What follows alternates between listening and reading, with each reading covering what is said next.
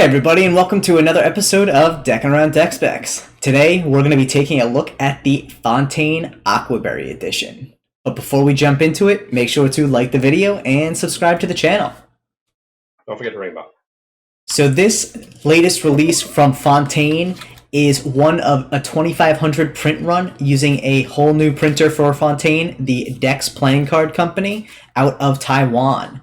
You'll also notice that on the tuck case, there's actually a matte finish on this, where traditionally Fontaine has used more of a gloss finish on the tuck. But other than that, it's still very similar to the traditional Fontaine styling. You can see right there on the side the ad copy, the standard Fontaine marking on the top, and then the edition information on the bottom there. I have to say, I actually love this color too. I think they did a phenomenal job with it. It's like a nice, like, summery blue. I like how they put that the spade on the tuck. Yeah, I think it's really a cool look to it. Has the Fontaine in there. It mirrors the Ace of Spades, which I think is really neat. And it's a fun little touch to it. Because otherwise, I mean, it's a relatively standard tuck, but it's got a good look to it. That adds just a little bit of, like, fun to it. There you can see... You know who that Ace of Spades actually reminds me of is the lit playing cards Ace of Spades. It is very similar, actually, with that stripe across, and then, yeah, which maybe that's pretty much the same Ace of Spades. Maybe that's where Lit got their inspiration.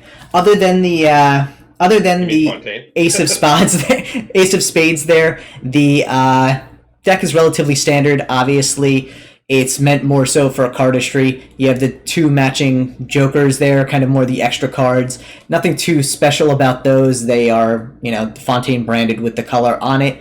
But this blue is just spectacular. Even out of the box, it handled really well, fanned nicely. First fan was a little bit tough, but just because I didn't get a good spread on it. But honestly, it came out of the box and felt absolutely beautiful. How's it compared to USPCC?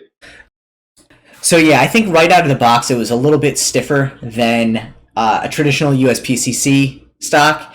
But it probably would break in pretty quickly. One of the things I have heard about Dex Playing Card Company's stock is that it's a little more prone to clumping, so it makes it better for packet cuts. So if you're looking for this for, you know, non-packet cut usage, that may wear a little bit quicker. But I think ultimately it's got a good feel to it. The one thing I did notice right out of the box, though, too, it has that very chemical smell that is kind of a, you know, a trademark of a lot of the Taiwan printed playing cards. So it was a pungent aroma when you first open it. Right. I mean, it came right out of the box. I didn't have to, like, smell it or anything, but it was like it's still pretty pungent. Yeah. The cool thing I really like about the cards, whether it's Lotus in hand or you know, this Fontaine deck, is the tuck box is just built differently. Yeah. You know, which I thought it just looks a lot stronger, if that makes any sense whatsoever. But I dig it. I think it'll be interesting to see how the cards handle and what people think about Fontaine going over to Dex. Yeah, I mean, the interesting thing about it too is I think as much as I like the color and I like the matte finish of the tuck, I think it would have had a little more pop if it had been a gloss finish, but it still looks absolutely beautiful. They did a really nice job with it.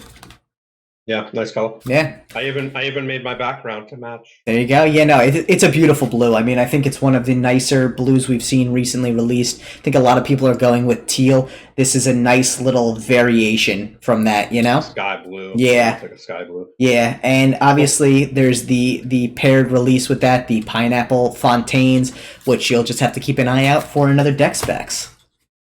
Right on. Yeah. So thanks everyone for tuning in. Make sure to like the video and subscribe to the channel if you haven't already.